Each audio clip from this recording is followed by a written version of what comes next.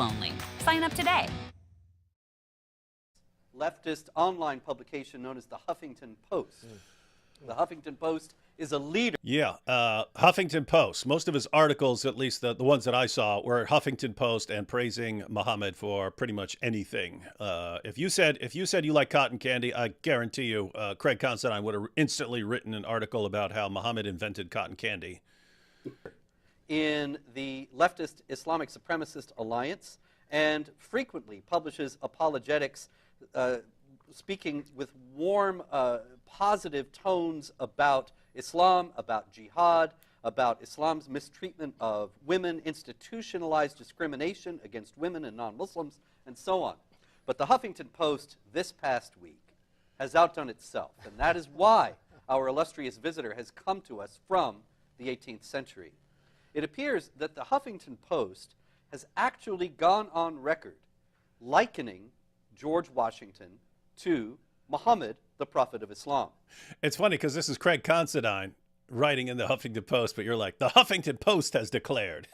The Huffington Post has declared that George Washington is like Muhammad. I don't know what that's all about. I probably figured nobody's heard of Craig Considine, but they know the Huffington Post. Yeah, I mean, and the Huffington Post is the one that was cranking out all these articles, as we're about to see here very, very soon. But let's... Now, this may seem to be absurd on its face, but it was put forward quite seriously by a gentleman writing at the Huffington Post and actually arguing that the two were very similar. This so incensed the nation's first president that he decided to come to our studios tonight in order to set the record straight. Yeah, I built a time machine fueled by 1.21 gigawatts of Islamophobia and came to the future. And so, actually, I'd like to take it to you, Mr. President. The first thing I'd like to ask you is, at what age were you when you married Martha Washington? Or actually, more precisely, at what age was she? Was she 9 years old? Or 6 when you made the engagement and 9 when the marriage was consummated?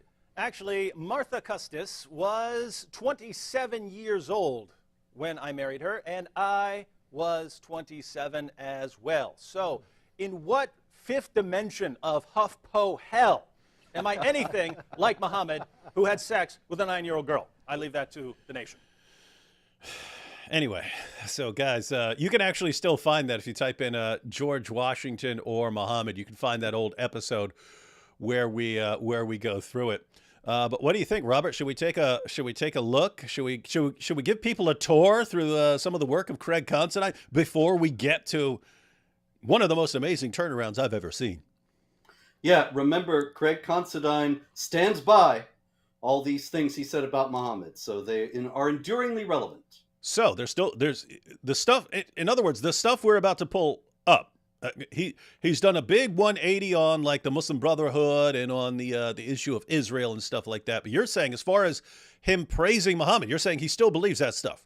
Oh yeah, absolutely. And I asked him just the other day. People can still see it relatively recently on Twitter. I asked him for a debate about Muhammad, and he said, "Oh, he's not interested in these debates where people are playing gotcha games and all that." And I think, well, yeah, I feel the same way. Actually, it's kind of pointless as far as I'm concerned. So he said, "I'd much rather have a mature conversation where we are both working toward the truth." I said, "Great, come on to my channel and we'll have that." And he said, "Well, I'll have to think about it."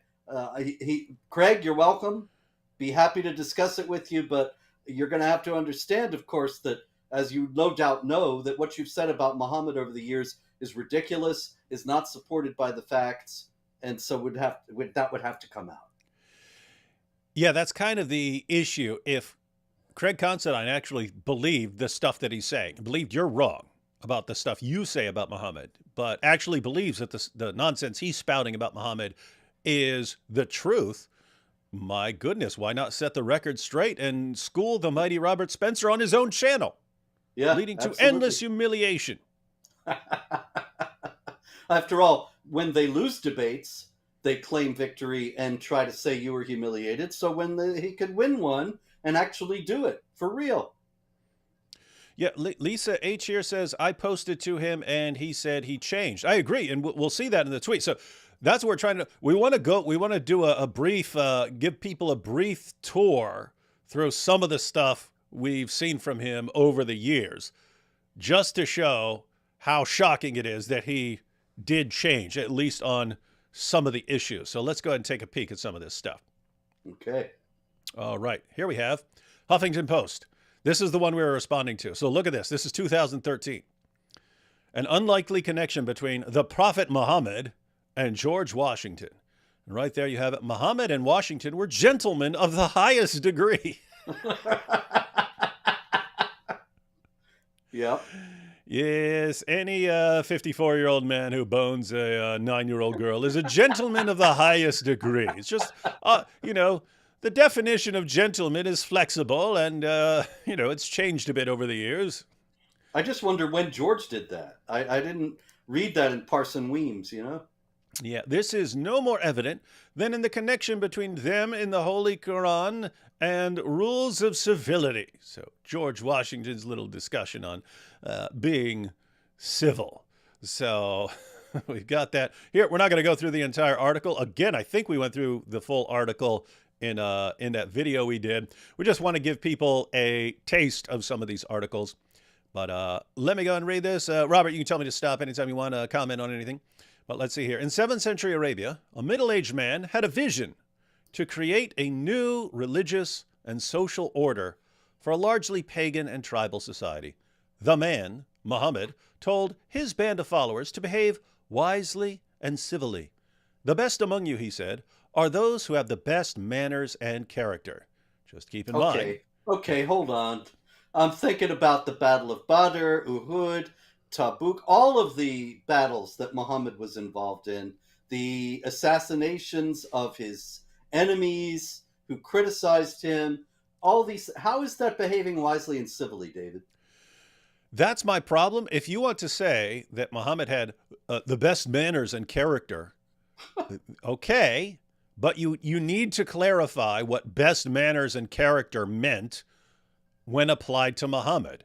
You could have the best character. That's what the Quran says. He says a wonderful pattern of conduct. You can have the best character and have sex with a prepubescent 9-year-old girl. You can have the best character, the best manners, and be telling your followers that it's okay to beat their wives into submission. You could even beat your wife until her skin turned green, and the man with the best manners and the best character would condemn you for being a bad wife if your husband had to beat you until your skin turned green. You could take the wife of your own adopted son. You can buy, sell, own, trade black African slaves. All of that is completely consistent with you having the best manners and the best character. So this is it's almost like it's in the same ballpark with equivocation, where you're changing the meaning of words, right? But you're saying something which a Muslim would agree with. Yes, he had the best manners and best character, but when we in the West hear best manners and best character, Constantine knows we're interpreting that to mean best manners and character, like according to what we're familiar with, not doing the sickest, most evil things we can imagine and still just calling it best manners and best character. So, David, I don't think, I could be wrong. Craig, you can correct me if I'm wrong, but I don't think Craig Constantine has ever addressed the marriage to Aisha, the sex slaves, the beating the wife, any of the things you just mentioned. But he paints this picture of Muhammad as this sort of proto-Gandhi who is wise, who is peaceful, who is anti-racist. That's another one of his hobby horses, and so on.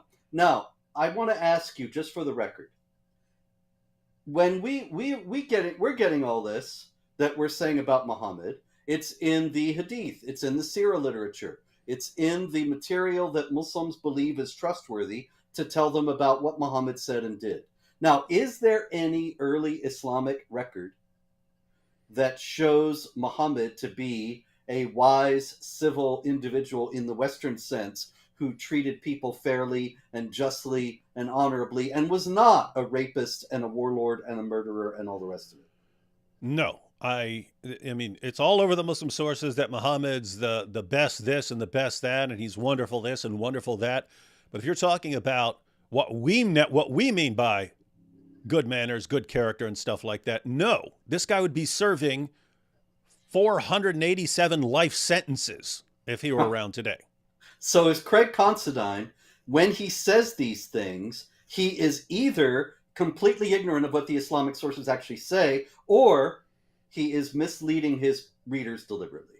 Is there any other alternative? Yeah. So it's one of those, or possibly that he's being fed complete nonsense by the Muslim Brotherhood. So then he would be ignorant of what the Islamic sources Yeah. actually say. Mm-hmm. And he's got a go-between who's telling him all this about Muhammad, and he never bothers to check. He just runs with it. So either way, it's not a pretty picture.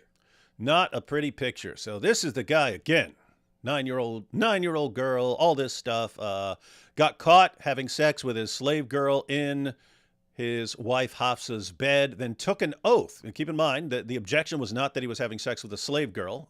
He was allowed to do that. The objection was that he was doing it in the bed of one of his wives. And when his wives complained about this, he took an oath and said, "Fine, I will never touch that woman again."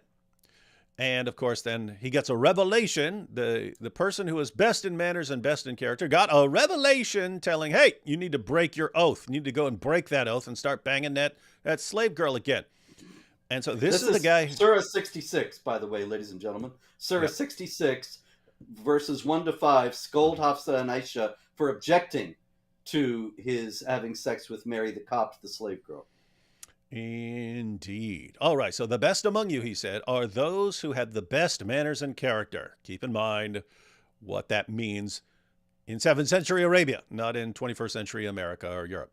More than 1,000 years later, Muhammad's wisdom would be echoed again, this time in the British colony of Virginia by a 13-year-old schoolboy jotting down a lengthy set of behavioral rules that would later be published as Rules of Civility. The schoolboy was none other than George Washington, who would one day become the first president of the United States of America. Muhammad and Washington may seem like an unlikely connection, or I would say a stupid, idiotic, and ridiculous connection.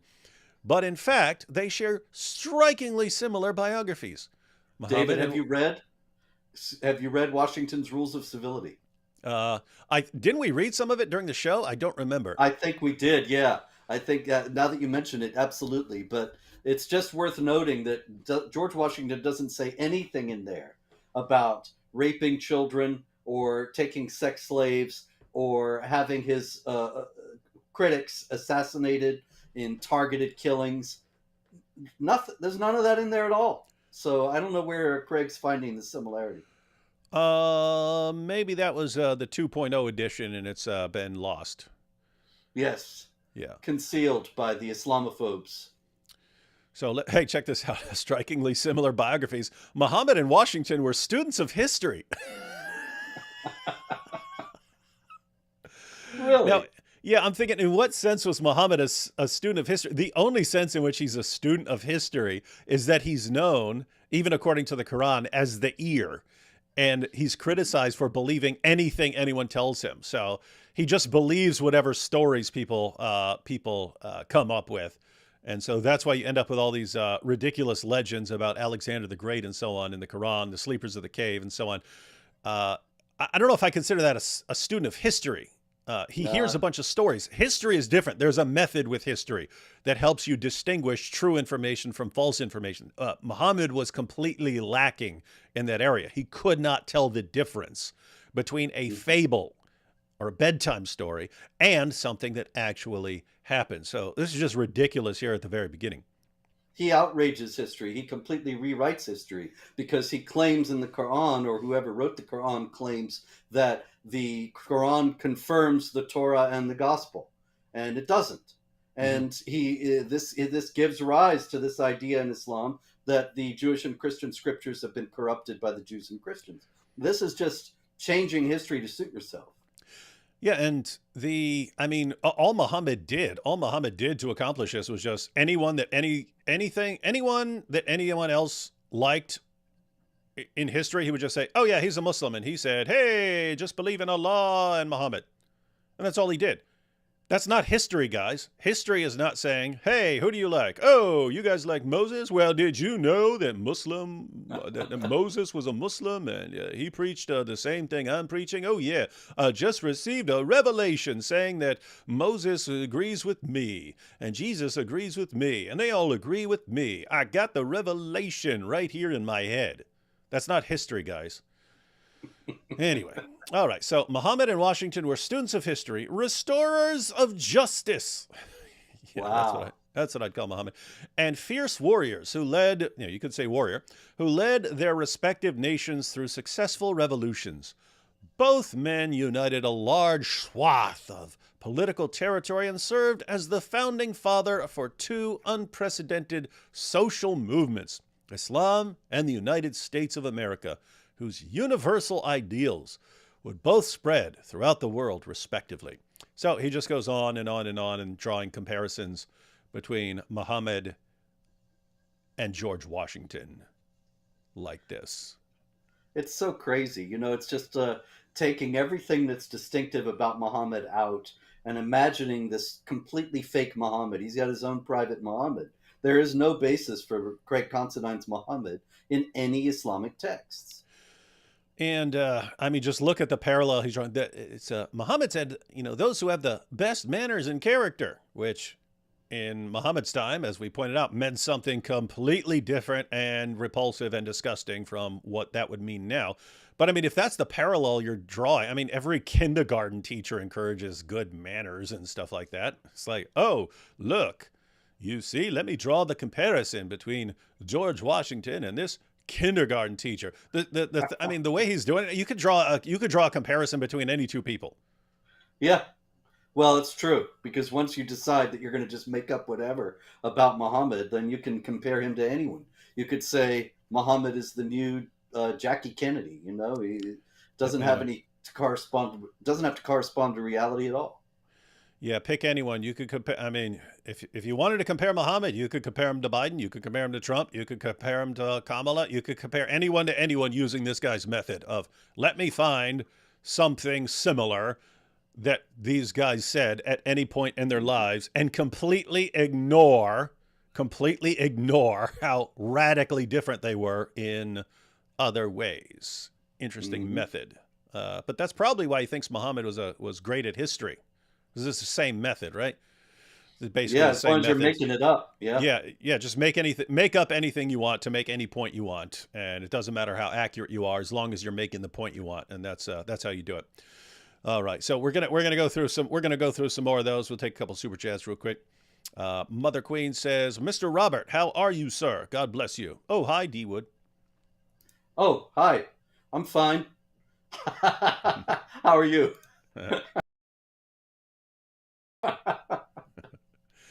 There you have it. There you have it. Your question was answered. Coffeehouse Yes. Dialogue says, want to respond to a video by Lavater about the so-called Green Scare in Europe. Context, he's a Bosnian Muslim monarchist living in Germany. Not familiar with him. Yeah, I don't know. Yeah, probably send that to AP if you think it's interesting, and if AP wants to discuss that, we can do a show on that sometime. Jai and DOC said today, produce a surah like it, then proceeded to copy stories from other religions and folk tales. That's true. That's exactly how you would do it. If you wanted to write something like a surah of the Quran, you would take some stories from other religions and just put them in Arabic and have them praising Allah and Muhammad. That's it. That's all you do. Yep. Powerful method. Powerful method. No wonder Dr. Considine loves him.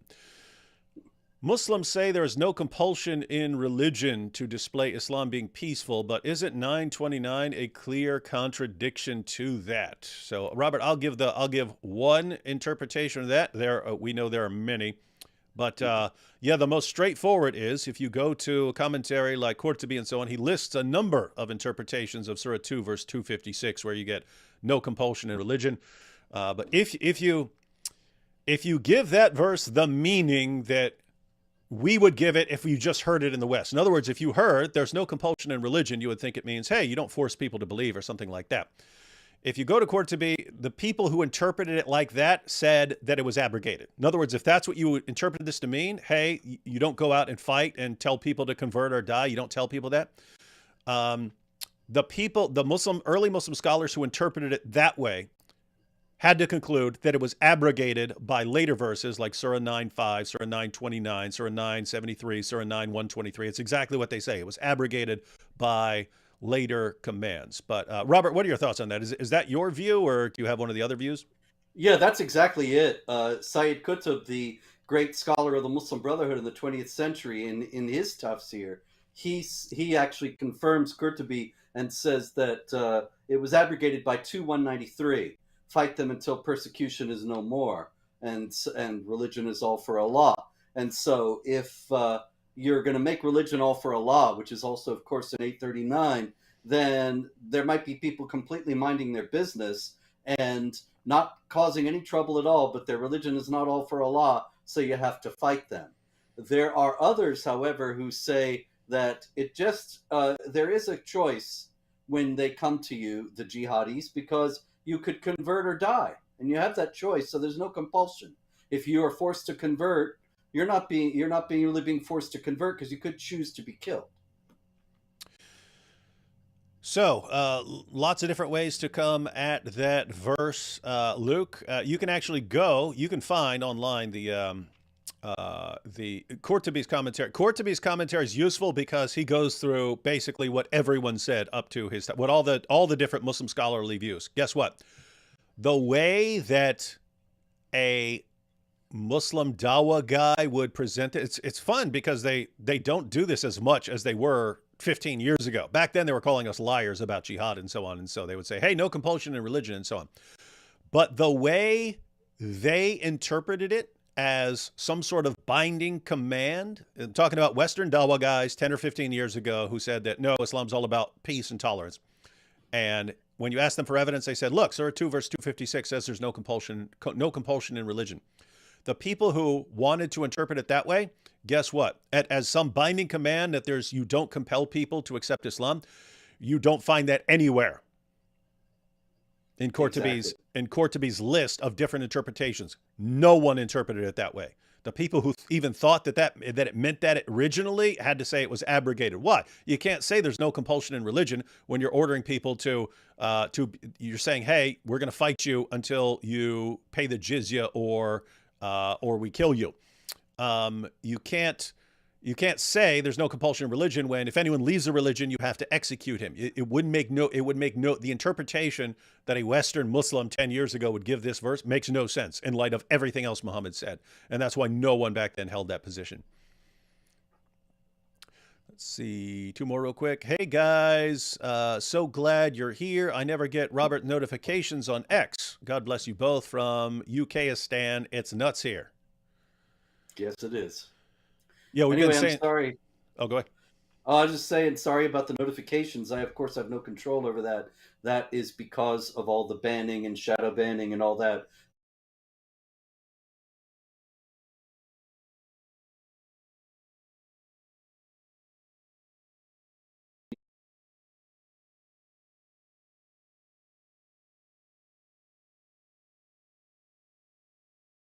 Banning and all that, because as you all know, I'm such an evil character. And that actually is a hangover from the days that David was just talking about, where the Dawah guys and the Islamic professors and so on were all saying Islam is peace, and it's Islamophobic to say that Islam has doctrines of warfare and so on. And those of us who were saying it were banned, blocked, shadow banned, marginalized in various ways, and a lot of that is still in place. So I'm so terrible, it's tough to find me, but you can find me at Jihad Watch Video with This Week in Jihad on Wednesday evenings, and one day I'll get around to making more videos. And got a lot of books out you can find at Amazon, and of course jihadwatch.org has all your jihad news. Yeah, and there are links. Let's see, what links do I have here? Links in the description box. I got links to Robert's YouTube channel where we do This Week in Jihad, to his Twitter page, and to his book, The History of Jihad. Everyone needs to have a copy of The History of jihad. Gotta have that one. All right, one more here. Let's see. Oh, that's a super sticker. Pair character putting his hand in front of his mouth while blushing. Why would you blush just because Muhammad did something to a 9-year-old girl? Shame on you. Shame on you. All right, Robert. Let's keep going with Dr. Craig Considine here. What's the next article here? A new perspective of jihad in Christianity and Islam. Oh, yeah, I love this article. This one is really even more ridiculous than the George Washington article. And this one was also 2013. So you're talking 11 years ago. He was writing this. Again, we'll just look at a little excerpt, but I glanced at it. Looks like he's saying that, okay, jihad in Islam is just, just struggling to do what's good and right and loving. And guess what? Christians believe in struggling to do those things too. So Christians also have that kind of jihad for struggling to do what's right and struggling to love people and so on, and struggling to build bridges, that sort of thing. But let's check this out. The hype in America and abroad. The hype. Yeah, it's all hype. What do we get after this? We got ISIS. The hype. Dumb Americans think that there's jihad. The hype in America and abroad over jihad has brought me to consider the term through a Christian perspective. Yeah, that's what you do. If you have something like jihad, just interpret it through a Christian perspective. That'll make it go away. Yeah, that'll change it. In this piece, wasn't this around the same time as the That's My Jihad campaign? Yes, absolutely. Yeah, the Council on American Islamic Relations ran posters on buses and in subway stations and so on, saying my jihad is getting the kids to the gym on time or school on time and getting to the gym and exercising regularly. What's your jihad? And that was when Pamela Geller and I put out parody ads that had people like Nidal Hassan, the Fort Hood shooter, and Qaradawi, saying my jihad is dismembering infidels, or this Hamas guy saying jihad is our worship to Allah. And these were real quotes, but they all got banned, of course, because they were Islamophobic. Yeah, weird. So we actually did lots of stuff on those back in the day. My jihad is making friends across the aisle. What's yours? My jihad is getting to the gym after a busy day's work. What's yours? My jihad is getting up and getting my kids to school despite my busy day. It was like, they just took anything you could struggle with and say, well, jihad just means struggle, so that's all my jihad. They tried to change the meaning of jihad. And so Craig Considine's right in the middle of all that. Anyway, he says, in this piece, I seek to explore how forms of jihad are present in Christianity and pinpoint different ways of looking at jihad in Christian and Islamic texts. And again, it's just, well, Christians believe in struggling for what's good and right, too. Nothing about us subjugating the world. But anyway, let's read a little passage from this. It's the beginning of the article. It's much longer if anyone wants to check it out. Politicians and anti-Muslim activists. That's us, David. Yeah, that's us, huh? frequently take to audiences and websites to criticize the term jihad as a form of Islamic supremacism, oppression, and violence. How could they get such an idea? Yeah, I'm thinking like directly from the Muslim sources. No, you guys just invented it. Yeah. And we took the same time machine that George Washington used to travel to the future, and we went back in time and wrote all this stuff into Islam's most trusted sources. Yeah, then we went over to Gaza, got them all stirred up, telling them about jihad. They'd never heard all it. The Islamophobes.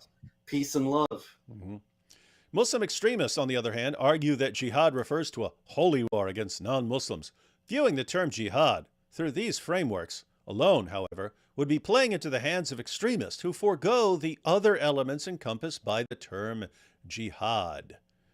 In Islam... Okay, what's that? He's right, David. He's right. Of course he's right. He's always right. We have to admit he's right. There are other meanings of jihad. The Islamic Republic of Iran has a Department of Agricultural Jihad. It's not blowing stuff up on the farm. It's trying to increase crop yields and the efficiency of the farm itself. There is struggle. There is jihad that is not warfare against non-Muslims. it really does exist. But where he goes wrong is not acknowledging that the primary meaning of jihad in Islamic theology is indeed warfare against unbelievers. Indeed. We're about to see a problem here because we'll actually do something crazy and look at what Muhammad actually said here. Let's see.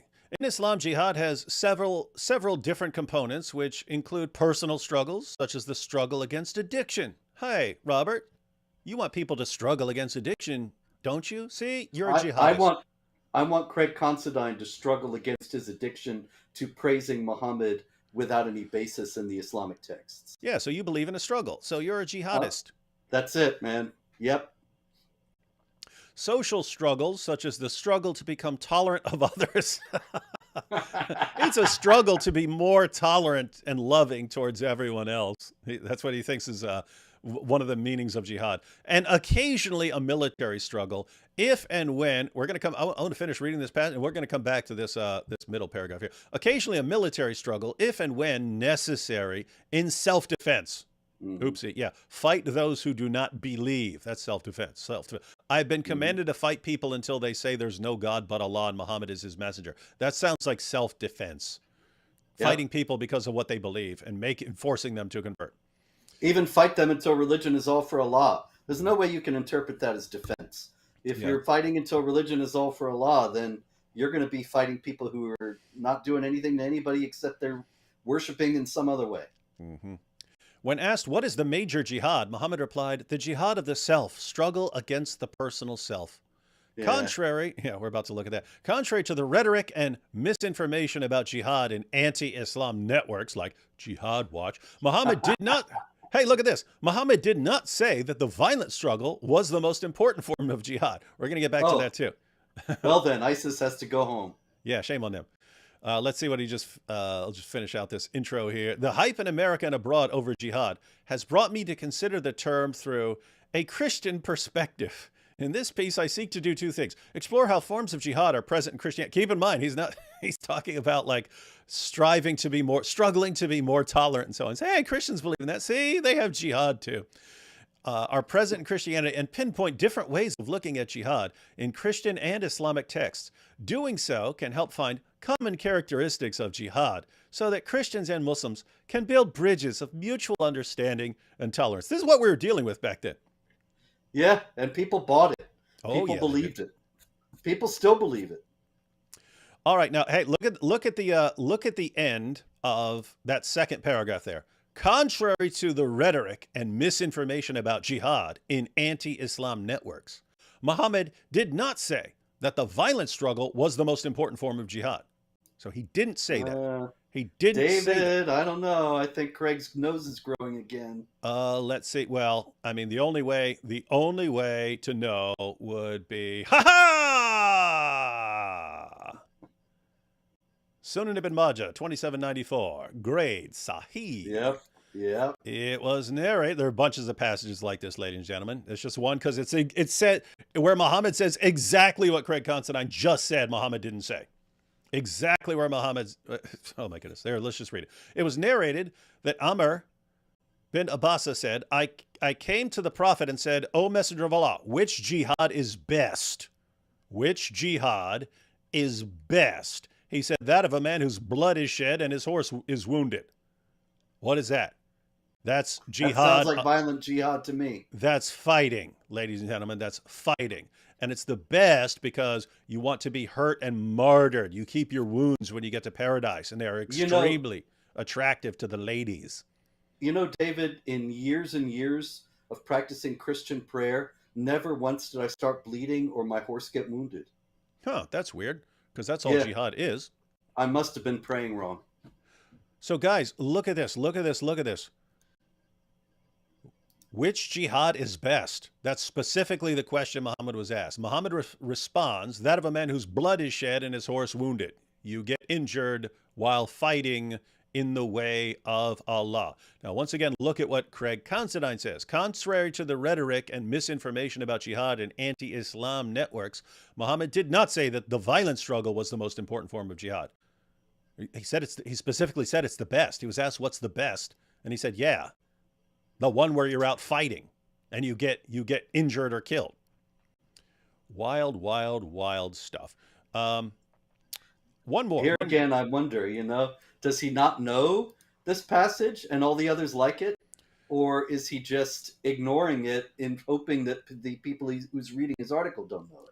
Yeah, he's ignorant or deceptive. He has to be one or the other, because he's Yep. flat out he's flat out saying the exact opposite of what Muhammad said in a Sahih narration. But look at the sentence before that. When asked what is the major jihad, Muhammad replied, the jihad of the self, struggle against the personal self. So you've got the hadith about that. Let's go ahead and let me pull up an article, Robert, because every time you go to actual serious Muslims about this, they say something quite different. Let's check this out here. So this is Islam Online. The hadith of returning from minor to the major jihad. The hadith about minor and major jihad is neither authentic nor good. It was not recorded in the authentic books of hadith. There are two interpretations for the hadith. The first is rejected as it undermines jihad for the cause of Allah and underestimates its significance, virtues, and necessity. The second interpretation is accepted as it stresses paying attention to striving against one's desires, training oneself, and restraining its aspirations and lusts. And you go down here, speaking from the point of isnad, chain of transmission, criticism, the hadith. Speaking of isnad criticism, the hadith about minor and major jihad is neither authentic nor good. It was not recorded in the authentic books of hadith. It is neither mentioned in the two authentic books of Al-Bukhari and Muslim, the 6 books, the Muwatta of Malik, nor was it mentioned in Ahmed's Musnad, although it contains many hadiths. And so this is what you find when people are going, when you actually try looking up this hadith. This is what you run into. Muslim scholars saying, we got a problem here. And the ones who actually take it seriously, they give it a completely different meaning. Different meaning. We're talking about the major and the minor jihad. They say it's called just your daily struggles against your own desires and so on. That's the greater jihad because that's what you're normally doing. And the goal of that kind of jihad is that when you have the call to violent jihad, you're already prepared. You have full self-control over yourself, so you're not getting scared, you're not making excuses and so on. You've been training yourself for months or years that I just automatically do what Allah and Muhammad say. So the idea is, again, this is a weak hadith, but for those who take it seriously, the interpretation would be that it's a major jihad because it's just what you're normally doing. It's the everyday jihad, the struggle to bring your desires in alignment with Allah, so that when you have the call to violent jihad, you're already prepared to mindlessly submit to whatever Allah and Muhammad say. It should also be noted, David, that the Islam Online passage, it says this is not in Bukhari or Muslim or the 6 books. The 6 books being, of course, the 6 hadith collections that are considered most reliable by Islamic scholars, and Sunan ibn Majah is one of them. And so Sunan ibn Majah has this passage saying that the best jihad is where you get bloody and your horse is wounded, and there are cognate passages in other collections that are considered reliable. So they would take precedence over this tradition that says that the greater jihad is the jihad of the self. Yep. So guys, we're sitting here and we just got all kinds of problems already. All right, take a couple super chats here. Do you guys know of a good website where I can get cringe quotes from the Quran? I am lazy. And maybe some source that compares the Quran versus Bible, New Testament morals. Robert, your laugh is life.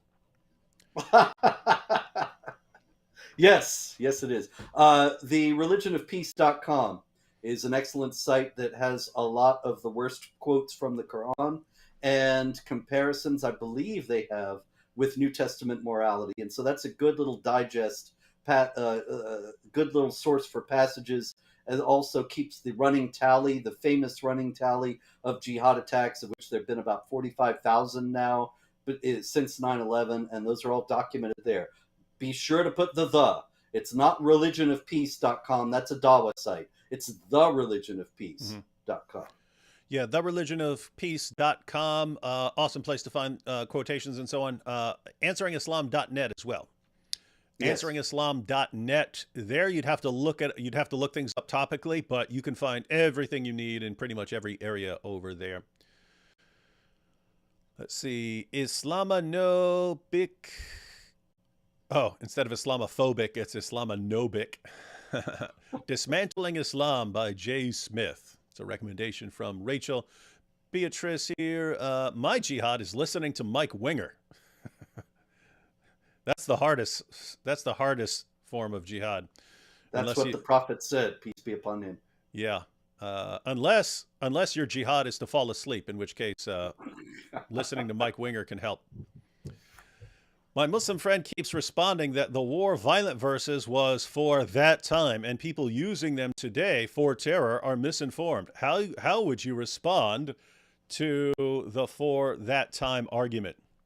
That's a lot of hooey based on the basics about the Quran in Islamic theology. That the Quran applies to all people at all times and all places. It's the perfect book that deals with all situations. The idea that this rather short book, shorter than the New Testament, has massive numbers of passages that have no applicability in modern times is ridiculous on its face, on the basis of that very simple idea that the Quran is applicable for all times and all places.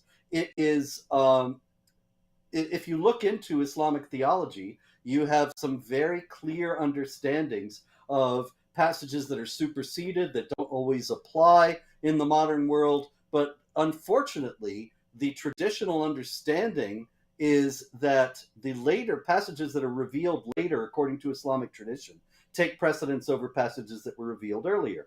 Now, this kills that argument altogether, because the passages that were revealed earlier are the ones like Surah 109, which says, you have your religion and we have ours, and you're not going to believe in my religion, I'm not going to believe in your religion. Basically, let's just leave each other alone. And then you have the later passages, fight them until persecution is no more and religion is all for Allah, and so on. And those are, because they're considered to have been revealed chronologically later, the ones that apply for all times and places. And it is Islamic theologians who say this, not the terrible Islamophobe Spencer. Yeah, so I mean, technically, if someone wanted to say, "Oh, that was revealed for that time," in the sense of what? In the sense of just for that people, because it was revealed to those people, you could say that about any of the passages in the Quran. Any of the earlier revelations, you could say, "Well, that was revealed to those people for that time." So the first thing you would do to someone who is saying, "Hey, no, that just applies to that time. Show me in the Quran where it says this just applies to people from that time. Show me that in the Quran." So that's step one. Allah claims to be perfectly clear in his commands. So if his command is, and notice what the command is, fight those who do not believe. And he introduces the passage with, "Oh, you who believe," not, "Hey, I'm talking to you guys right now, but this isn't for later Muslims." In other words, if you said, "Hey, this command to those who believe, oh, you who believe, is only for this particular group," that would be innovation, because Allah didn't say it was just for that group. This is what you get with 21st century Muslims who are embarrassed about what their book says. It says, fight Absolutely. those who do not believe. That's an ongoing command. There's nothing that comes after it that abrogates or cancels it. So these are the final marching orders of the Quran. These are the final marching orders. So someone says, "Hey, no, that was just for back then." Okay, great. 14 centuries of Muslims trying to conquer the world had it all wrong with interpreting Allah's crystal clear commands. Something very odd about that. So in other words, what are the odds? 14 centuries of Muslims all got it wrong until you get to a modern westernized Muslim, or the modern westernized Muslim is the one who got it wrong because he's interpreting the Quran through his lens as a Westerner, like Craig Considine. A lot of Islamic apologetics, at least up until recently, has been based on trying to make Westerners think that Islam is benign, and so it smooths out the rough edges. Aisha wasn't really 9, she was really 18 or whatever, and Muhammad didn't really fight wars, he only just said fight in self-defense. all these things are designed to make Islam more palatable to Westerners, and it works. And you get Western converts, and then a lot of them get buyer's remorse because they get in and then they realize they've been lied to. And that's I keep telling people, Robert, over when me and AP are doing shows, people have no clue how good they have it. It was just go back to 2013. It was a sad, lonely world for us. It's every it's not just the Huffington Post. Every news source was just bombarding people. Every politician was bombarding people with this with these ideas. And there's like a handful of us trying to take on everyone in every position of power and just being called racist, bigots, Islamophobes for when we're the ones saying, look at what it actually says. Can we look? No, we can't look at what it actually says. You're evil. And it just sucked back then. And now, like, people don't know how good they have it now, where the Dawa guys now admit that Muhammad had sex with a 9-year-old girl, that there's a death penalty for leaving Islam. Now they admit all the things that we struggled for years. That was our jihad. That was our struggle, getting people to actually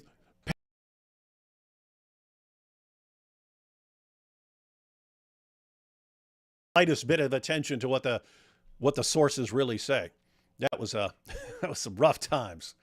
Glad it's paying off though. Even with Craig Considine, as we're about to see here in a couple of minutes. Indeed. Mr. Spencer, I just wanted to tell your work. I will keep supporting you. It's unfortunate the world is the way it is. God bless you, sir.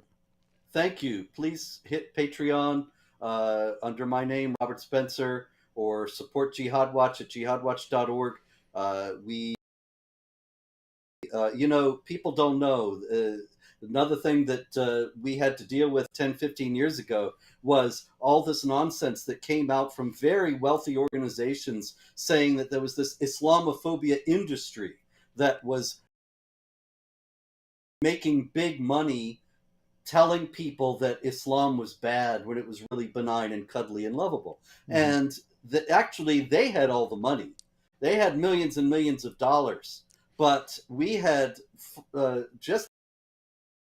we were operating on a shoestring then, and it's gotten much more difficult now. So if you can help at all, it would be very gratefully received and much needed.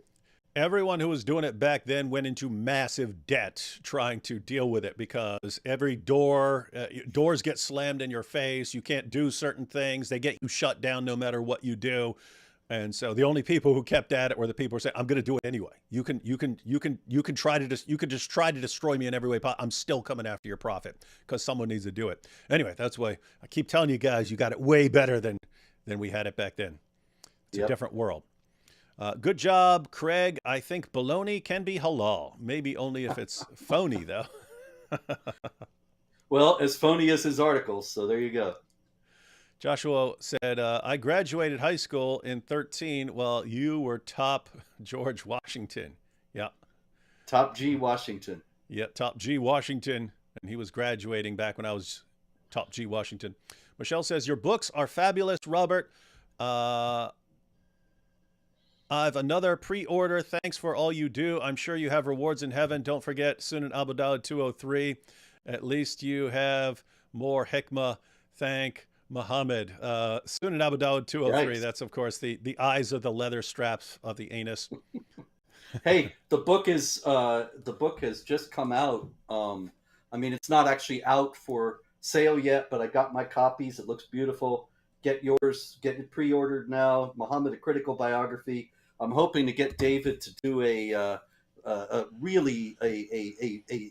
total cage match about this, about the historicity of Muhammad, the historicity of the various stories about Muhammad. So stay tuned for that.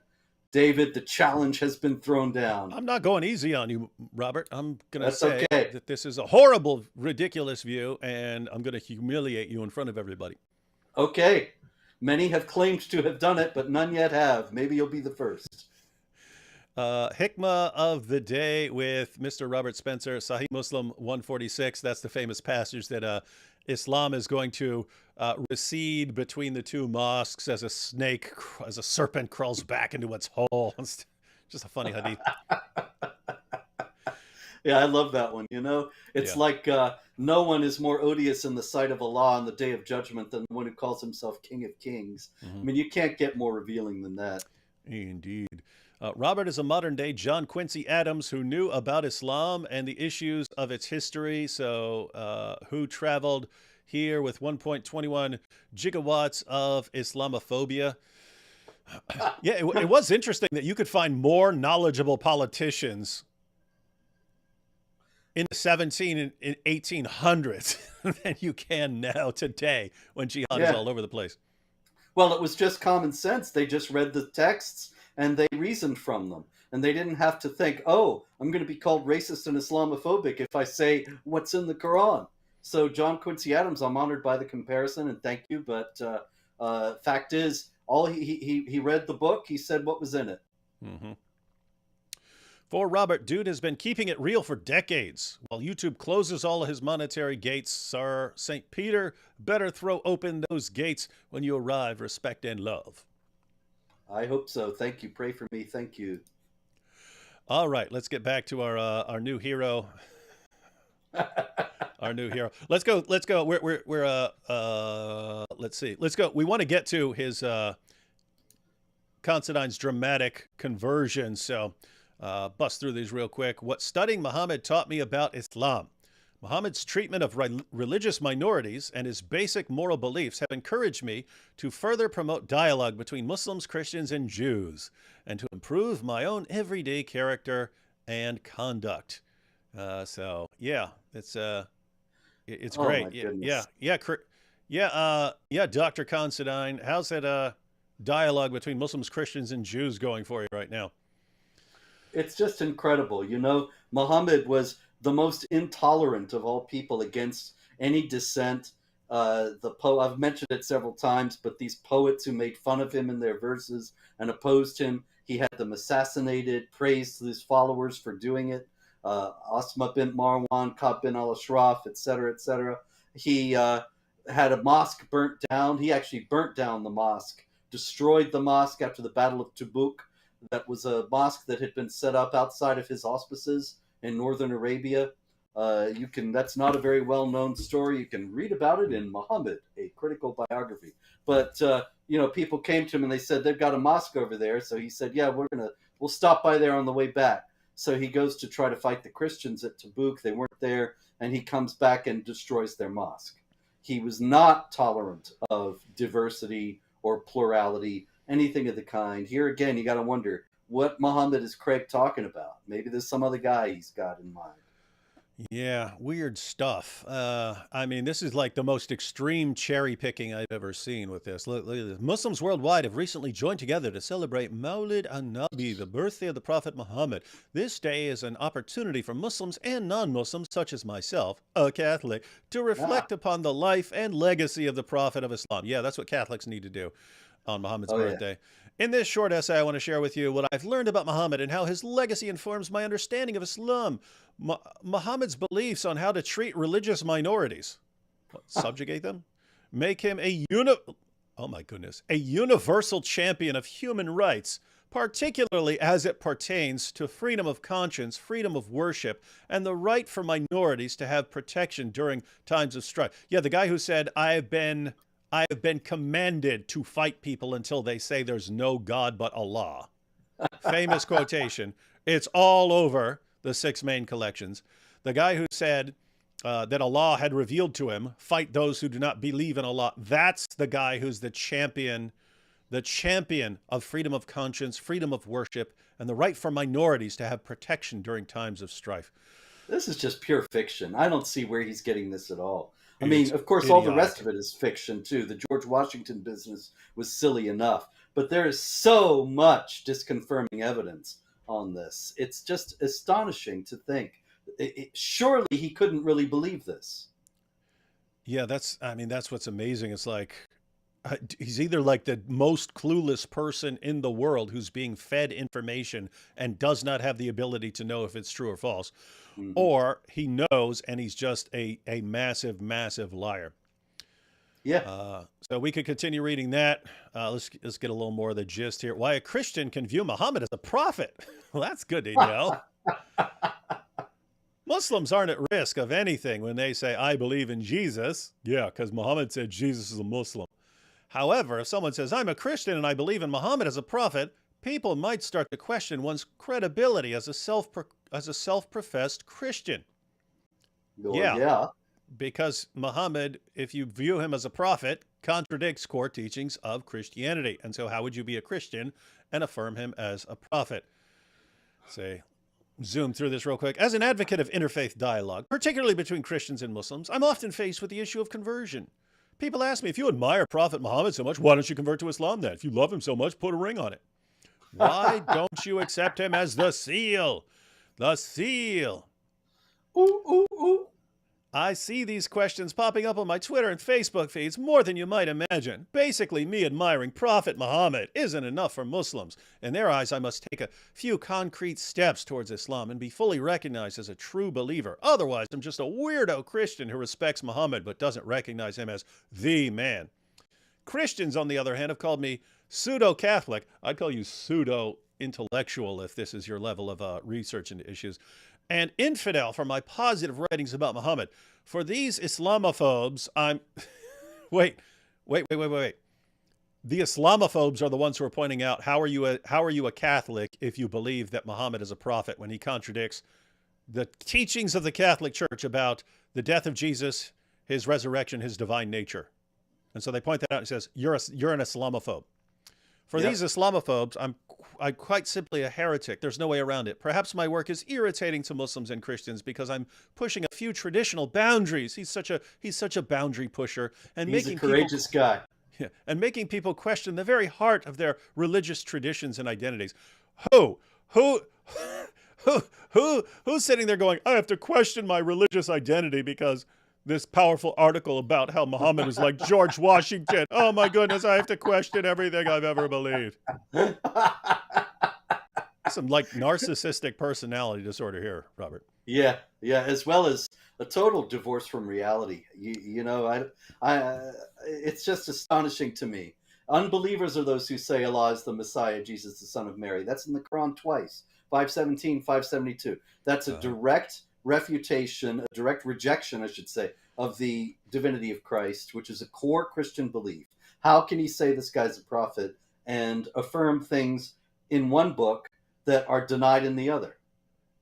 Yes, according to the Quran, Catholics, Protestants, Orthodox, if you're Christian, you are an unbeliever. And he's saying, okay, well, I believe in this prophet who calls me as a Catholic an unbeliever. That's what he's saying. Yep. Wild, wild stuff. And here's sort of the conclusion. We're not going through this entire article, but let me wrap this up by returning to one question. Is Prophet Muhammad worthy of admiration among Christians? No. I believe he is. Well, then you're wrong. His central concern, watch this, my goodness, this guy. His central concern was to lead mankind on the right path. By right path, I mean justice, mercy, compassion, love, tranquility, and peace. For these reasons... that's Muhammad. Yeah. That's what I think of when I think of old Mo. Yeah, when I think of Muhammad, I don't think about him banging a 9-year-old girl or telling his followers it's okay to beat their wives into submission, or taking the wife of his own adopted son, or ordering his followers to execute apostates or to violently subjugate Jews and Christians. I don't think of him saying that the end will not come until you Muslims fight the Jews and the Jews are hiding behind rocks and trees, and the rocks and trees call out and say, hey, there's a Jew behind me, come kill him. No, I don't think of any of that. I just think of justice, mercy, compassion, love, tranquility, and peace. For these reasons, I elevate him to prophet. On what planet does this guy think he gets to elevate someone to prophet status because of his delusions and fantasies? Wow. Oh, this is my goodness. narcissism on a massive scale, yeah. This is absolutely insane stuff. What do we have here? Oh, we got a couple tweets by him. Writing during his first visit to Mecca in 1964, Malcolm X said, America needs to understand Islam because this is the one religion that erases from its society the race problem. Guys, I encourage you all to look up statistics on racism in the world. Global statistics on racism. Muslim societies are among the most racist on the planet. And there are hadiths where Muhammad is very clearly saying the Arabs are elevated over other people. Islam is a vehicle for Arab supremacism. As David has noted many times, This is where Allah, the supreme being who created the universe, created everything. You got him saying the most important thing he wants for human beings is to live like a 7th century Arab. You got to pray in Arabic. You got to dress like an Arab. Most of the converts take the name of some Arab. And that is not an anti-racist idea. That is based on the assumption that Arabism, Arabiya, is superior to other races and other ways of living. And we're just supposed to ignore everything that's, once again, we're just supposed to ignore everything. The real problem here, because we read this stuff and we know what else is in the Muslim sources. The people who are in his Twitter feed and the people who are reading Huffington Post articles, they don't have that knowledge. They don't have that background. So when they see Dr. Craig Considine, Catholic professor at Rice University, saying this, they think he's spouting good information. Mm-hmm. And that's such a huge problem. I mean, people were misled by this guy, seriously. Yeah, he's not just a fool, he's a dangerous fool. Here's a perfect example.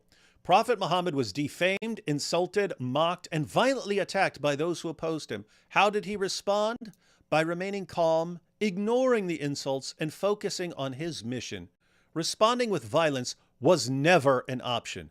The Paris beheading is an affront to his teaching. So the Paris beheading he's referring to here is where a teacher was beheaded for showing kids Muhammad cartoons after warning kids that they were going to discuss this as part of their free speech exercise. And if anyone didn't want to see it, they could leave the room and so on. And what does he say? How did he respond? How did Muhammad respond? So keep in mind, the guy who cut that teacher's head off, he knew what the Muslim sources say. Mm-hmm. He knew that, Robert, you just pointed out a couple minutes ago, you had poets making fun of him in poems. He ordered his followers to kill them. Yep. And there are numerous stories of this kind. Not one, not two. There are many stories about different people that Muhammad ordered his followers to kill, took volunteers, somebody volunteered, they went and killed them, and then he rewarded the killers. There are many stories of this kind, and so it's very clear he was absolutely intolerant of criticism and dissent. Yeah, and I mean, the times when he endured criticism were times when he had to put up with criticism because he wasn't in a position to kill people over it. So when he was when he and his followers were a tiny minority in Mecca, that's when, oh yeah, we're not fighting back against these guys who are making fun of me and so on. Once he had people around him who could carry out his commands, if you insulted him, you had to die. In fact, when he returned to Mecca, we've read this, Robert, in Ibn Ishaq. He returned to Mecca. He had a list of people who had made fun of him, and he couldn't retaliate when he was there before. And he said, even if these people are clinging to the Kaaba, kill them. And it was people like singing girls who had made fun of him by singing a song, making fun of him. They had to die. And the guy who, one of his scribes who was taking down the Quran and then lost his faith because he didn't hear what Muhammad said, and he read it back to him with a change, and Muhammad said, yeah, put it that way. And he thought, wait a minute, I'm not the prophet. Muhammad's the prophet. So he fled to Mecca. But then he comes and begs for mercy when Muhammad gets to Mecca, and he leaves, and Muhammad doesn't say anything. And then finally he leaves, and Muhammad says, why didn't you kill him? To his followers. And the followers say, you didn't tell us to. And you should have given us a signal with your eyes. And he says, it's not fitting for a prophet to give signals with his eyes. Yeah. And so it's just weird. There's like no connection to reality. Muhammad, who could not deal with criticism, and if he had to deal with it because he was completely outnumbered and couldn't kill someone, he would come back later when he was more powerful and then say this person has to die. Yep. That's the Muhammad that Craig Considine is writing about. Just wanted to go to these couple super chats because there's one that's related to this. Let's see. For David, thank you, Dairo. Jihad Watch led me to the Dizzle. Thank you, Robert. That's cool. Well, then I've done one good thing in this world. His sensual concern is most likely his approval of Momo the Chomo Homo and Diaz the Doggo relationship. Yeah. Yeah, something Yep. like that. And here's Yep. the comment I wanted to get to because it's connected to what we were just saying. Mosh Cohen says, "Hi guys, where was the story that someone was about to be sentenced to death for killing a woman until he said, 'But prophet, she laughed at you'?" Yeah, that's in Sunan Abu Dawood, I think the one you're referring to. That's where a man had his slave girl, who was also the mother of his children, who was making fun of Muhammad. He stabbed her to death. Her blood ran all over her one of her children and so on. Then he puts the body out there. They find the body. And Muhammad says, "I order whoever did this to step forward because, there's about to be judgment." And then the guy said, "But Muhammad, she kept making fun of you." Muhammad said, no retaliation against this guy. But think about this. What evidence was there? Yep. It's just like in Pakistan today. Yeah, any man can go and kill a woman, or even in the situations where you get mob violence, someone says, "Hey, he desecrated the Quran." That's where it comes from, ladies and gentlemen. It comes from the first generation. If you murder, that's the point. I don't know if this woman said one word about Muhammad. He could have just stabbed her to death. But if you want to avoid the death penalty, Muhammad, she made fun of you. Oh, okay, yep, this guy's fine then. Yep. You just say it. You could just say it. Why'd you kill that? Why'd you kill that guy? He burned the Quran. Yeah, he did. He did that. Well then, carry on. Carry on. Nothing to see here, ladies and gentlemen. Yeah. all kinds of stupid all over the place. All right. Now let's go and get to these last couple of tweets here. The Quran and New Testament are strikingly similar in many ways. Both texts often speak of the need for us to take care of the poor, the needy, the oppressed, among others. Truly, compassion for others is a central duty that comes with being Christian or Muslim. It's our sacred duty. That puts me in mind of Quran 48:29. Muhammad is the apostle of Allah. Those who follow him are merciful to one another, are ruthless to unbelievers, merciful to one another.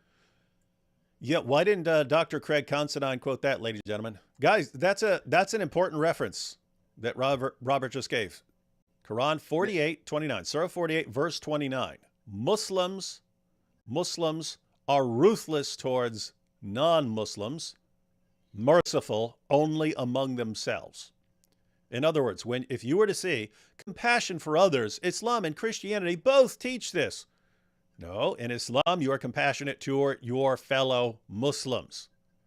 So this is what I talk about. It's similar to equivocation in that people are going to interpret what he's saying and not understand what these things actually mean. They don't know what this actually means. To say that Muhammad encouraged these things. Yeah, merciful towards your fellow Muslims, not to unbelievers. Whereas in Christianity, it's love your enemies.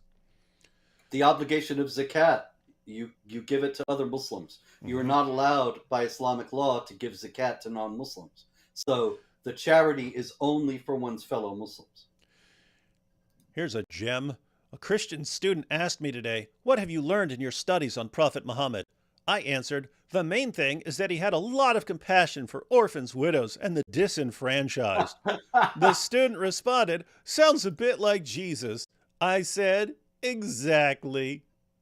Yeah. Exactly." You remember, David, when Jesus raided the oasis where the Jews lived and massacred them, and then killed the husband and the father of this very nice-looking woman and married her on the spot and had sex with her on the battlefield where all the dead bodies were strewn. And this was compassion for a widow, wasn't it? Yeah, but she wanted it that way. Yeah. She's like, "Oh, this guy that killed my husband and father is so smoking hot. I especially like when they tortured my husband before killing him, and they lit a fire on his chest and before chopping his head off to find out where the money was hidden." Yep. He's so dreamy. This is Safiya bint Huyai, folks. It's a real story in Islamic tradition. There is, of course, no correspondence to anything like that anywhere in Christianity. And just the idea that Jesus and Muhammad are both compassionate to widows, well, it's insulting, really. It insults the intelligence to anybody with even rudimentary knowledge of either one or both. Mhm. And so, guys, this is what we've been dealing with. This is like tip of the iceberg with this guy. This is what we were dealing with for years. It's him saying these things and being famous for it and being paraded around to give speeches in various places about how wonderful Muhammad was. And this guy, his articles being published all over the place, explaining how Muhammad is one of the greatest people of all time. So great and wonderful in every possible way. He's just like George Washington. He's just like Jesus. He's just anything you like. If you love your wife, Muhammad's just like your wife. If you love your husband, oh, he's just like. If you love your kids, oh, Muhammad's just like your kids. It didn't matter. Whatever you like, Muhammad was exactly like whatever it was that you like, and so on. So this was everyone back in the day. He's just like the most extreme version of it. This is what we were dealing with for years, and all of a sudden, a couple days ago, we get this. We get this here. Dr. Craig Considine says, I used to collaborate with Muslim Brotherhood entities in the USA and beyond. Shocker. He was collaborating with the Muslim Brotherhood. Who would have thought? Yeah, Robert, for anyone who doesn't know, what's the Muslim Brotherhood? The Muslim Brotherhood is an international organization founded in Egypt in 1928 in order to restore the caliphate. The caliphate having been abolished in Turkey in 1924. The caliphate, for those who may not know, is the Khalifa means successor. And the Caliph is the successor of Muhammad as the military, political, and spiritual leader of the Muslims. The Caliphate is the ideal state for the Muslims, and traditionally in Sunni Islam, it's understood that, actually in Shiite Islam too, but it's a little different in some ways, that the Caliphate supersedes all nationalities, all nations, and the Muslim owes allegiance to it alone.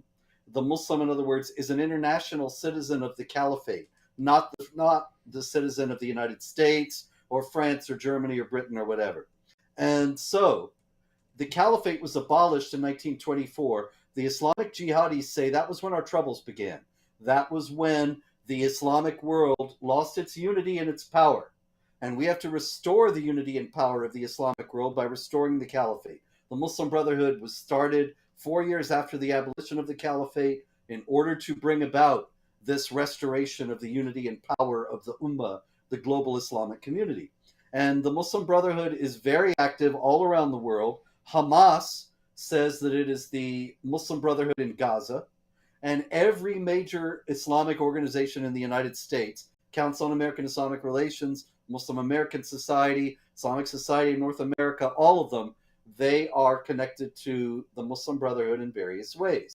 And so when he's saying he's worked with the Muslim Brotherhood for years, he's working with a group that, according to a captured internal document, the Muslim Brotherhood Strategy for North America, the explanatory memorandum on the Muslim Brotherhood Strategy for North America, says the brothers must understand that their work in America is a kind of grand jihad in eliminating and destroying Western civilization from within and sabotaging its miserable house by their hands, which is a Quranic quote about the Jews actually destroying themselves by their own hands. And so the idea is that the people in the West will also destroy ourselves by our own hands, and it's working great, by their hands and the hands of the believers, so that it falls and Allah's religion is victorious over other religions. That's what Craig's been working with. Now, Robert, I'm a little new to this and I'm a little slow. So let me just ask, if this guy's collaborating with the Muslim Brotherhood, because we're a little confused as to where he's getting the absurd claims he's making, whether he's just lying or he's being fed this information and he doesn't know any better. Would it be in the best, if you're the Muslim Brotherhood and you're obsessed with reestablishing the caliphate and so on, would it be in your best interest to keep people in the dark about Islam and to keep them deceived about Islam, to help win converts and to silence critics and so on in the West? Why, yes, David. Why, yes, absolutely, 100%. You want people to be ignorant and complacent so that they don't have their guard up and they don't realize that there are these people who are actively subversive, who are trying to destroy the existing order and establish Sharia after it falls. It seems unbelievable to most Americans anyway that anybody would even try to do that. So you have that cover. It's just like roaches, you know, we're operating under the cover of darkness, and when you turn on the light, they scatter. And it's the same thing. You want people deceived, blinded in the dark about Islam so that they do not realize this initiative is going on. And so, in other words, this tweet made things very clear, because we're wondering what is going on here. And then, oh, now it makes sense. He's collaborating with the Muslim Brotherhood, and they're feeding him nonsense to help keep people in a state of ignorance while they build up their forces and expand. Whether he was in on it or not. Yeah. Maybe he's never cracked open Ibn Ishaq and all the rest of them. Maybe he's never read the Hadith. He has no idea what Muhammad really says. Or he's been in on it with the Muslim Brotherhood all along. Let's go ahead and check this out here. Hey, who just said this? Eric L. said, the quote is to love thy neighbor. It is not love thy enemy. No, you have both. You have both, Eric L. I don't know what you're babbling about. Read Matthew 5. Indeed. Jesus says, love your enemies and pray for those who persecute you so that you may be like your Father in heaven. So not sure what you're talking about. Read the whole book. Don't be like Craig. Yeah, Read the whole thing. Don't be a Considine. Don't be a Considine. So let's go ahead and read this tweet. I used to collaborate with Muslim Brotherhood entities in the USA and beyond. Well, now that makes sense. My distancing from them occurred around 2020 when its branches tried to curtail my views and hijack my social media accounts to fundraise for its agenda. I was uncomfortable with that. After all the nonsense you did about comparing Muhammad to Jesus and George Washington, that's where you draw the line? That's what makes you uncomfortable? Fundraising? That's very strange, because he must have made a lot of money for whoever he was working for, because this is just what people wanted to hear. You know, Americans are decent people in general, and we've always been taught, you know, when I was a kid, I remember, doesn't matter what you believe, as long as you're sincere, and all the religions are good, and they help you to be good people, but you don't have to worry about all the niceties of dogma. Now, of course, there's a lot of fallacies. There's a lot of things that are false about that statement. But this is something a lot of Americans take for granted. And they generally think that all religions are good. Mm-hmm. And so this was just what people wanted to hear, that Muhammad was this wonderful guy, and we really didn't have to worry about Islam or jihad. Because obviously the corollary, the unspoken corollary is that if Craig Considine's telling the truth and Muhammad is all these great things, then the vast majority of Muslims must know this, and they must be no threat. They must be our loving brothers. So think about this, guys. He's being fed. He said he was collaborating with them. So where's he getting the stupid ideas that they're using him as a deception megaphone, right? If the Muslim Brotherhood says that, there will be people who their alarm goes off and they're like, wait a minute, I can't be, I need to be on my guard against the Muslim Brotherhood. And so they need people like Craig Considine to say it for them. So they're feeding him the stuff. Yeah, hey, Craig, could you just compare Muhammad to George Washington? Yeah, do it. He has no problem with that. He's glad to help. But eventually they say, hey, let us use your social media accounts to fundraise for building our caliphate. And he says, no! If you want me to spout complete idiotic nonsense, that's fine. But I draw the line at fundraising. So he says, I was uncomfortable with all that. I refused. As time progressed, the Muslim Brotherhood network got nasty towards me because I was not on board with its Islamist politics. You're defending these guys for years, but you're not on board with its Islamist politics, which is basically all the Muslim Brotherhood is. Says, it proceeded to stick its online troll network on me, tried to cancel and hack me, and threatened me. They threatened him. So when he was their pet and their puppet for years, boy, they loved him and showered him with praise and who knows what else. And as soon as, hey, I don't want to fundraise for your organization because I'm starting to doubt what it is you're trying to accomplish in the world, then they threatened him. Oh, yeah. It called me a fraud, a phony, a hypocrite, and worse things. Yeah. You got to admit they had a point there, David. He Yep. is a fraud, a phony, You and a fraud. hypocrite. You phony. You hypocrite. I'm like, amen, Muslim Brotherhood. Gosh, now we're collaborating with them, Robert. We're, Yep. But you know, you have an excellent point there. I think that was worth emphasizing that he was very valuable to them because he's a professor at Rice University. He's got the doctorate. He says he's a Christian and all that. And you know, I remember Ibrahim Hooper used to put out of the Council on American Islamic Relations used to put out a story every year. He might still put it out about around Christmas time about how Jesus and Muhammad have more in common than you might think. And it's a lot of dawa nonsense and lies and half truths. But the thing is, he's Ibrahim Hooper, and he has a reputation. He's a known quantity. He's been out there on the front of CARE for many years. CARE has been very belligerent in opposing counterterror measures and openly connected, not openly, but connected to the Muslim Brotherhood in a manner acknowledged by the Justice Department and so on.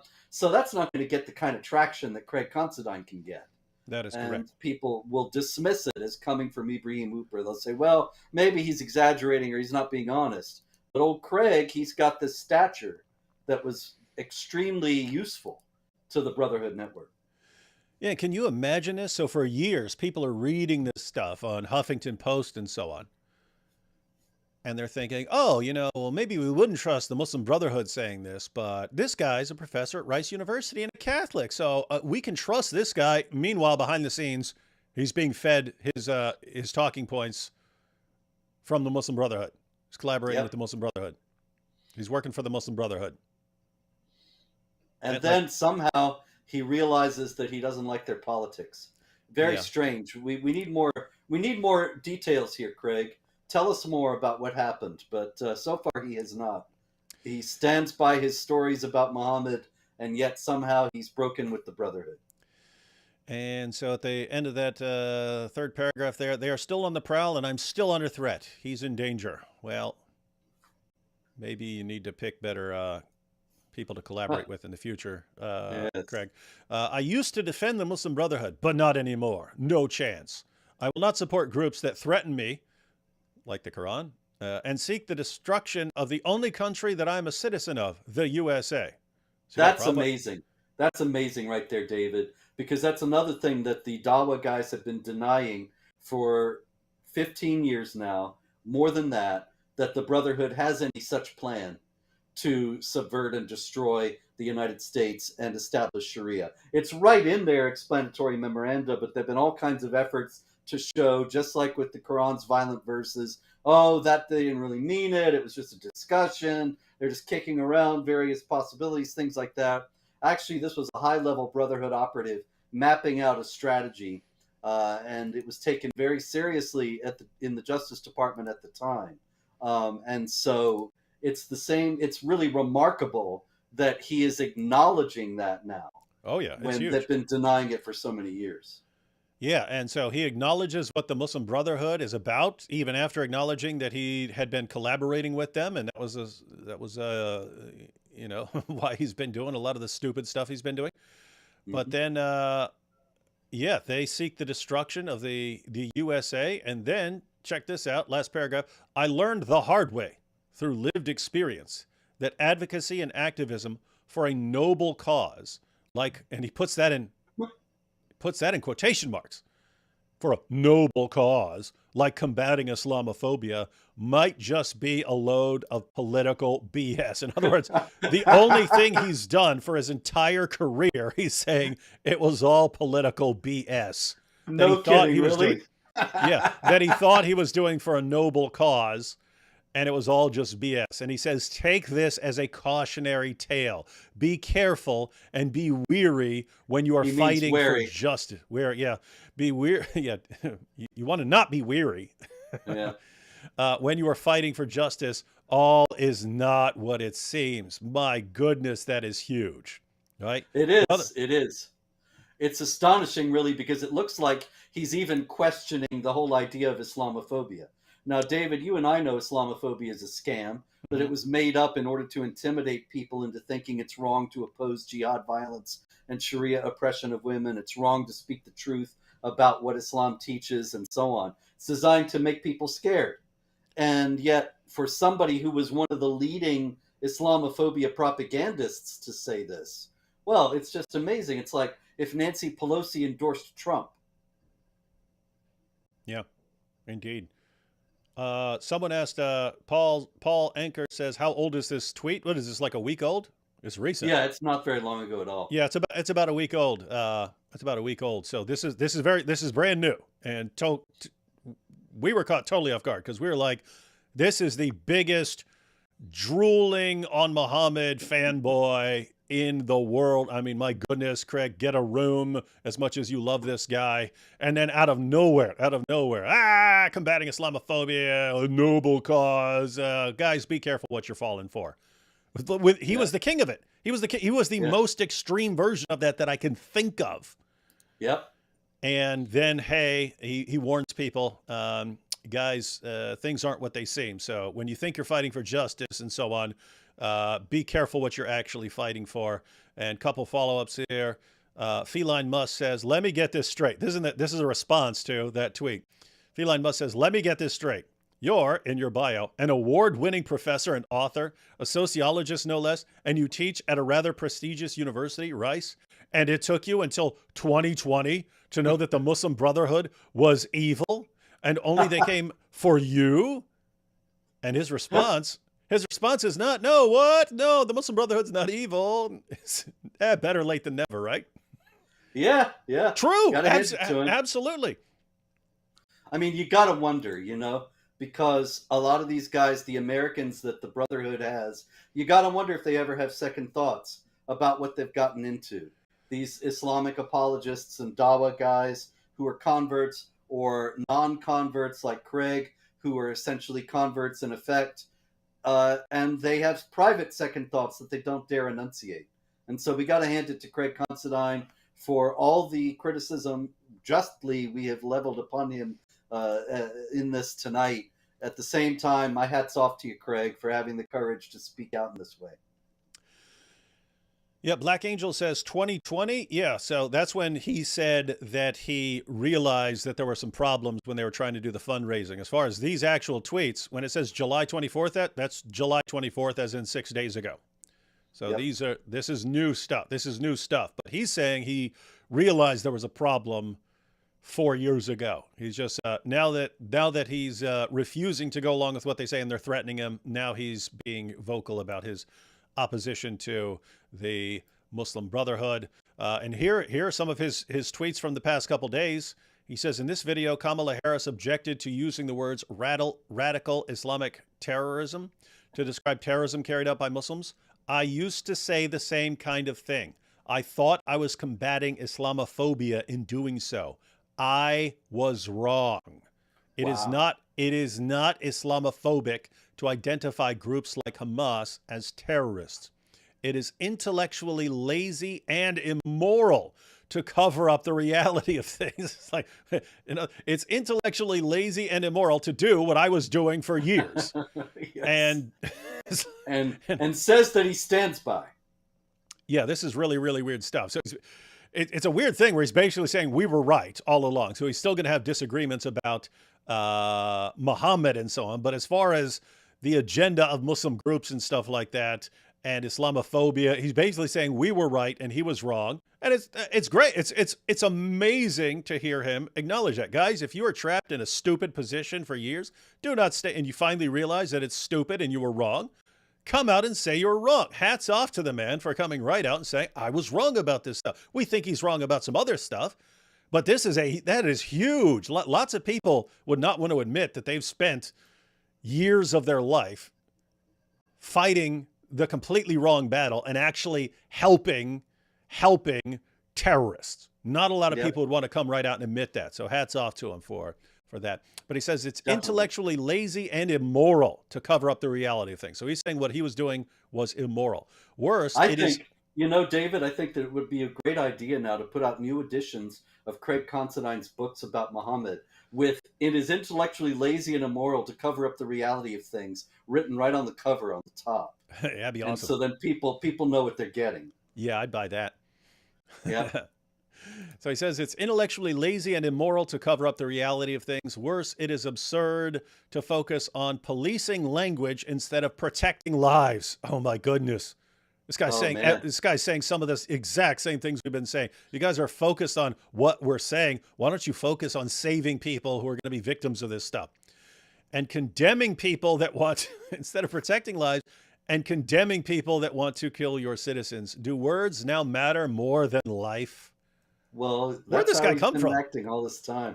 I don't know. It's really weird. It sounds like he sounds like us here. This is like some Invasion of the Body Snatchers stuff.